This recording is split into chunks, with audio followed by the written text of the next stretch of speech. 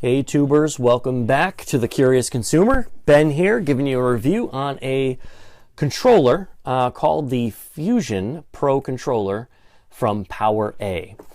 Taking a look at this controller, this will be a quick little review here. Taking a look at this controller, this is PowerA's answer to the Elite controller by Microsoft. If you're not familiar with that Elite controller from Microsoft, I have one right here.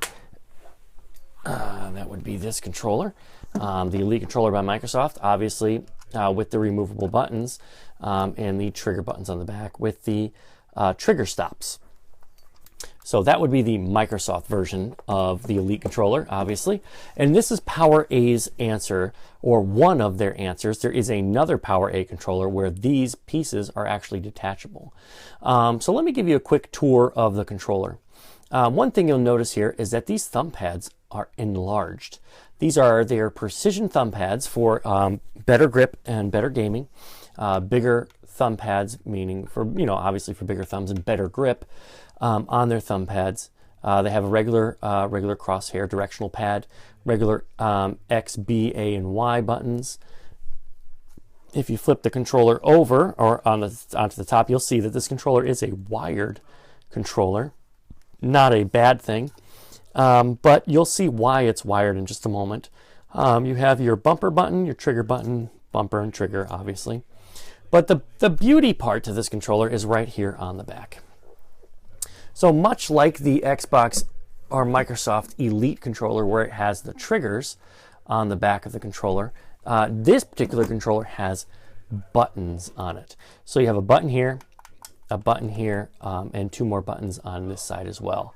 You also have these three buttons here, which are different, and I'm going to show you what those do for you in just a second.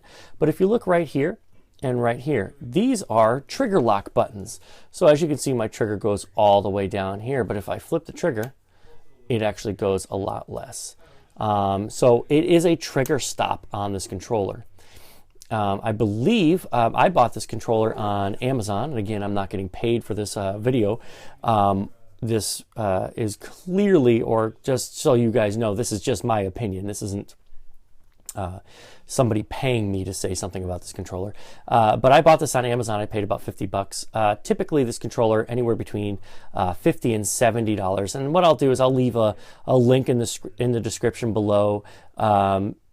For you guys, so in case you want to take a look at this controller, but a pretty decent controller overall.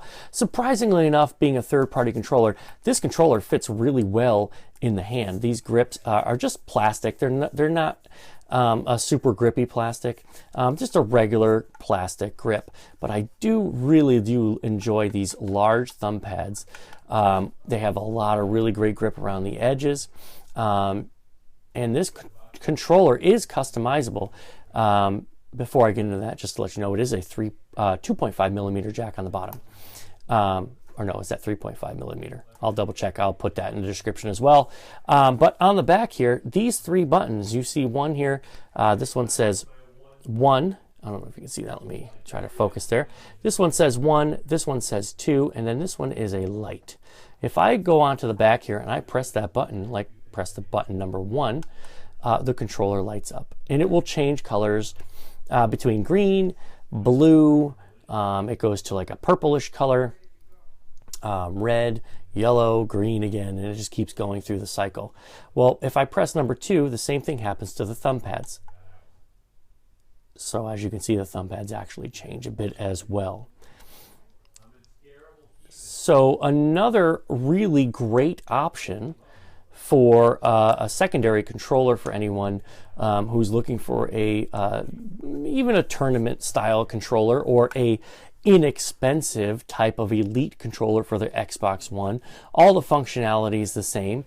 You have your button here for the power button, obviously your home button as well, your back, your capture button, your triggers, and of course you can again change your triggers on the back to be a shorter trigger pull. Pretty great. You get about 10 feet of cable, I believe, inside this box here. So if you take a look at in the back here, you've got your 4 buttons here, your trigger stops here, customizable LED lighting effects, precision sticks here as well. All in all, I would say if I was to give this a grade out of 10, I would probably give this controller about a 7 out of 10. It's a pretty decent controller. I like the feel. It does what I need it to do. I do like the fact that these buttons on the back don't just get pressed by accident. You have to push them down. I don't mind it being a wired controller. However, it would be nice to have the option to be wireless. All in all, like I said, a 7 out of 10. I would have liked to see this with detachable thumb pads. I know they have another controller that's about $50 that has a detachable thumb pads and only one of these triggers on the back as opposed to the 4 triggers on the back. It has 2. It has one here and one here as opposed to 4 of them.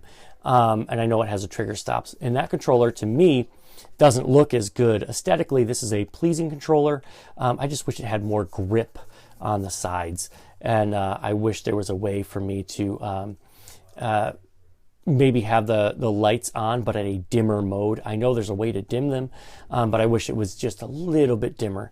I don't like being distracted by light when I'm playing.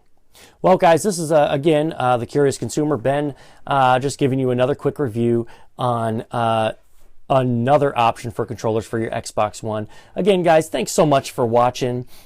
Please subscribe to the channel. Show me some of your support. Let me know some other things that you'd like to see reviewed on a channel, or possibly even things that you'd like to see me take apart, put back together, or things you'd like to see repaired.